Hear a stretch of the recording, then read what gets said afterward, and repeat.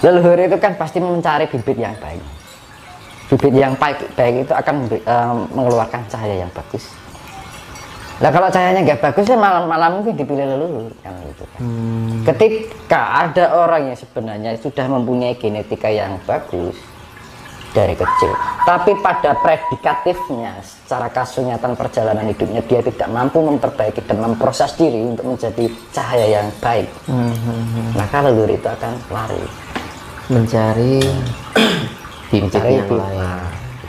Namun ketika kita nggak punya genetika ya dari leluhur yang kita, tapi kita mampu melakukan secara predikatif dengan tindakan-tindakan dengan 5 kunci itu tadi, secara otomatis bisa ya? Tiba-tiba ger kok untuk suara Pak Edi ya. Dan ketika kita mengharap jangan kita berharap-harap ini bentuk CDR, malah leluhur itu nggak pengen orang yang ingin karena karsa itu timbul dari karsa itu nggak respect malah. nah, itu makanya dalam ilmu Jawa itu utamakan kewajiban daripada menuntut hak. Lah wong kewajibannya rung dilakoni njaluk hak kan gitu. Nah gitu. Kedatangan leluhur tidak bisa diminta, karena ketika kita meminta harapan itu tumbuh dari karsa, dan karsa itu akan menghasilkan rasa pamrih. Gitu. Ujung-ujungnya apa jenenge yang namanya punya keinginan pamrih nah. Tapi bisa ya Mas Tinus, misalnya kita meminta Mas ya nyadong lah, nyadong apa sih Mas? Misalnya ya mendapat titisan lah, nggak bisa karena itu pilihan lagi. Nah bagaimana kita agar menjadi orang yang terpilih, pinilih ya. Ya kita lakukan kewajiban dulu, jangan memikirkan hak. Ketika kita masih memikirkan hak, tidak ada ketulusan di dalam diri, karena ada tendensi ya. Ana buntute ya.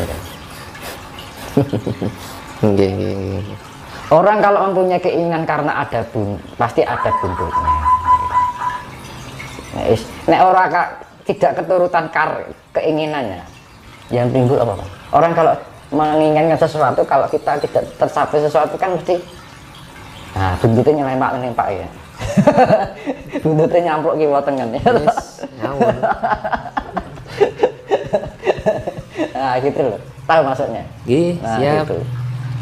Marah-marah, akhirnya ngomongin di belakang, wah gini, nah timbul pikiran negatif lagi, gitu. Timbul kebencian lagi, akhirnya timbul energi yang negatif, akhirnya energi negatif menghasilkan karma buruk. Nah karma buruk akhirnya kita mendapatkan karma ketika karma datang menyalahkan keadaan pada kelakuannya apa itu kan gitu. Makanya itu makanya lakukan tindakan berdasarkan kita kewajiban berdharma. Hidup itu kan harus punya berdharma. Berdharma itu adalah kewajiban. Nah, kewajiban itu didasari dari kesadaran diri. Nah, kenapa kita harus mempunyai kesadaran diri? Lah apa urip ya mau tekojut apa sing gawe awake dhewe? Apa dunia iki sing gawe mbayar dhewe. Nah, kesadaran diri apa loh? Kita makanya ketika kita menyembah lautan, kita ada yang menghina, bilang menyembah berhala. Yang menghina itu tidak tahu diri. Nah gitu, ya kan? Ketika kita sedekah bumi dianggap itu kafir. Yang mengatakan itu adalah orang yang tidak tahu diri. Ya betul. Manggone cibutul lama. Ya. Oh iya Mas Tinus. Makan tumbuh dari tanah. Kita makan sehari-hari, ya kita butuh. Kita sadari itu. Makanya aku pernah bilang, ketika kita minum itu kita sadari. Wah, rasanya kopi ini ya enak tenan ya. Nah, ini rasanya pahit tadi. Ya, rasanya sedep nikmat gitu. Nah, kok iso dadi kopi mergo enek bahan. Ya, terus kita berdiam diri di bawah pohon beringin misalnya, wah seger piye nanti enak wit-witan, rasanya enak wit-witan ya panas ya kan, kita sudah memayungi kalau sama itu tanaman itu. Makanya dengan keadaan seperti itu kita harus mempunyai pola pikir yang namanya hamemayu hayuning bawono. Nah, sedekah alam itu adalah hamemayu hayuning bawono. Nah, itu tumbuh dari mana? Hamemayu hayuning diri. Ketika kita bisa memayu hayuning diri, otomatis kita akan memberikan hamemayu hayuning bawono, juga hamemayu hayuning sasama atau sasono. Nah, kita menghidup, oh ternyata ketika kita duduk di bawah pohon itu sejuk ya, berarti penting kan. Zaman saiki malah ikutan didoli, jadek ke duit dilempet kan, lebok kene ATM kan, akhirnya bang bisa seneng ya toh, tukok kae tukok kuwi, pergi wah aku iso di mobil, akhirnya buka ikuan diri, oh aku iso loh ini, nah, ya, orang kalau orang merasa mampu dari jalannya itu sudah lain. Iya. Gimana? Orang masa ora duwe misalnya, nggak punya. Nah, ketika kaya, wah aku omongannya sudah bisa merasa mampu. Nah itu jebakan-jebakan yang seperti itu yang kita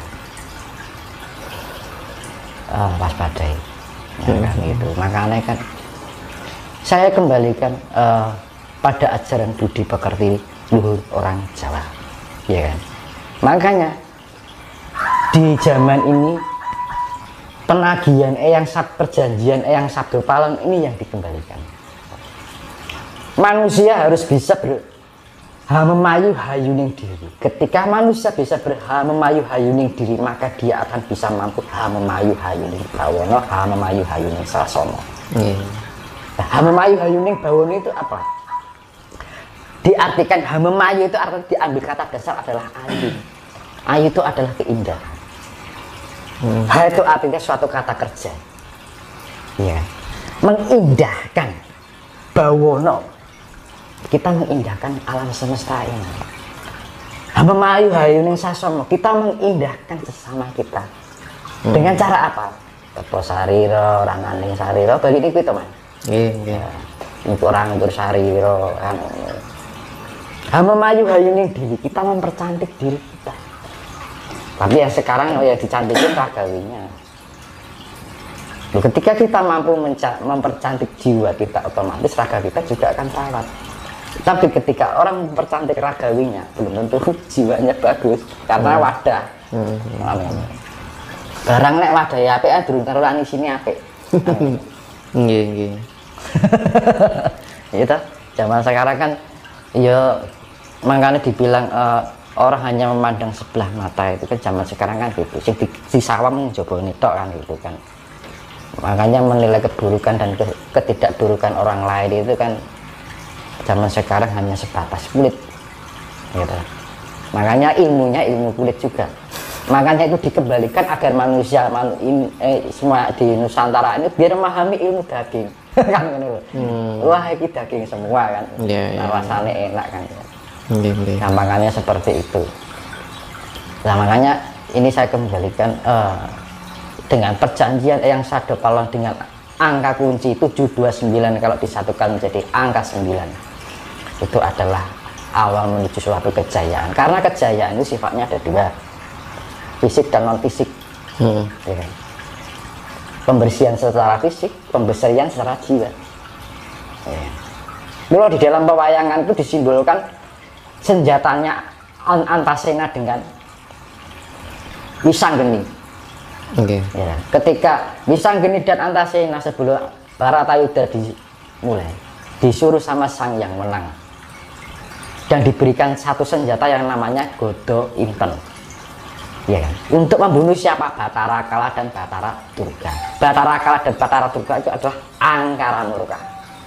Nah, target utama dalam bencana korban ini yang menjadi pembersihan ini adalah Angkara Murka. Angkara itu keegoan, keemosional, keakuan. Angkara Murka itu adalah kemurkaan itu sendiri. merasa tidak cukup dengan apa yang ada. Makanya wong Jawa ngajari wong urip iku kudu narima kan gitu kan. Akeh sithik kudu diterima. Nah, makanya kembali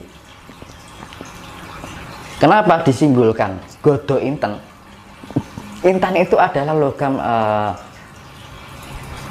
paling keras, batu mutiara yang paling keras, ya kan. Dan ketika dilihat itu bening sekali, beningnya melebihi beningnya air malahan, bahkan cahayanya bisa mengkilau, berkilau indah, keindahan. Nah, dengan kebeningan itu, kebeningan jiwa itu, orang akan mempunyai cahaya yang sangat indah sekali, ya. Dan bisa ketika mendapatkan cahaya, pancaran itu menjadi indah, pancawarna. Makanya kan belian itu warnanya pancawarna, macam-macam, putih tapi bisa menghasilkan cahaya apa aja. Magiku ini, ya kan? Kalau orang Jawa ngarani poncowarna, dalam arti aneka warna. Dasarnya sana. Nah, dengan kerasnya itu, nah ini untuk memukul gada itu. Makanya di dalam Antaséna dan Wisanggeni itu gambarannya Isa Al-Masih membersihkan dengan jiwa itu, dengan cahaya kebeningan yang menghasilkan cahaya indah itu sendiri. Cahaya indah itu adalah bidang yang surgawi, nirwana. Ya kan? Antaséna kebeningan ini. Nah, ini pemukul, ini simbol air yang keras. Nah, itu sifatnya fisik dan non fisik. Ya, pertama dibersihkan secara jiwa yang non fisiknya, yang si fisiknya adalah yaitu tadi.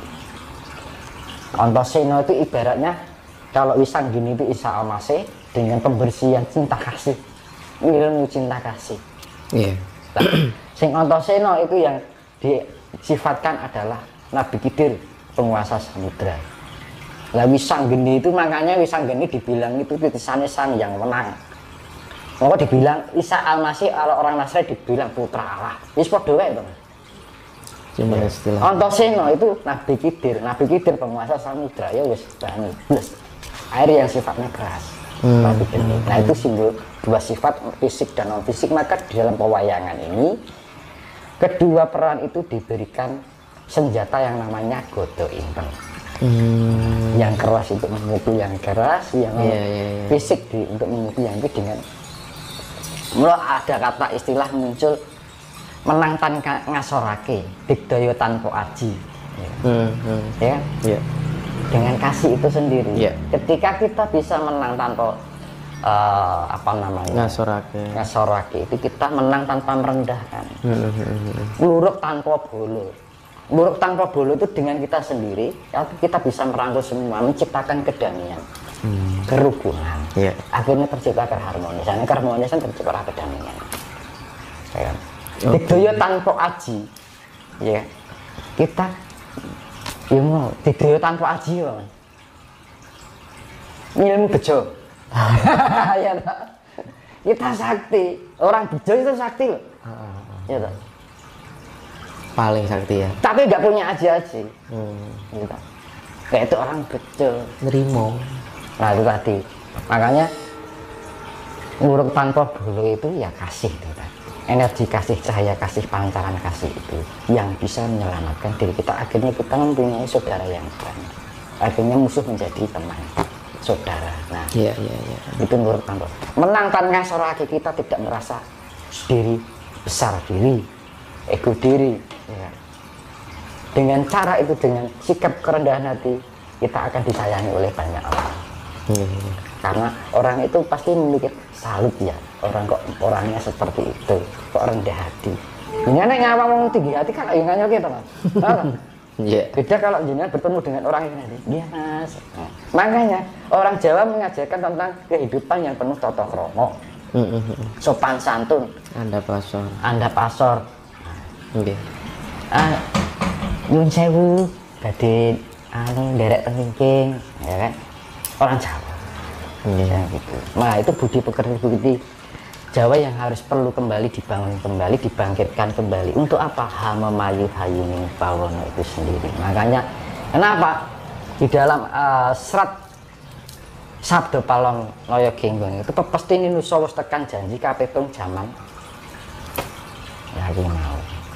Terus kapitung 500 warsa bakal balik marang Gomo Budi. Gomo Budi itu dalam arti ageman, kita harus mempunyai busana itu sendiri ya. Berarti ini sudah ada 500 tahun atau lebih? Ya itu kan orang dulu kan hitung-hitungannya kan rata-rata. Orang tuh saklek 500 gitu kan. Perkiraannya gitu kan. Karena perhitungan itu orang dulu itu bukan pakai angka, tapi perjangkaan kira-kira sama ini loh.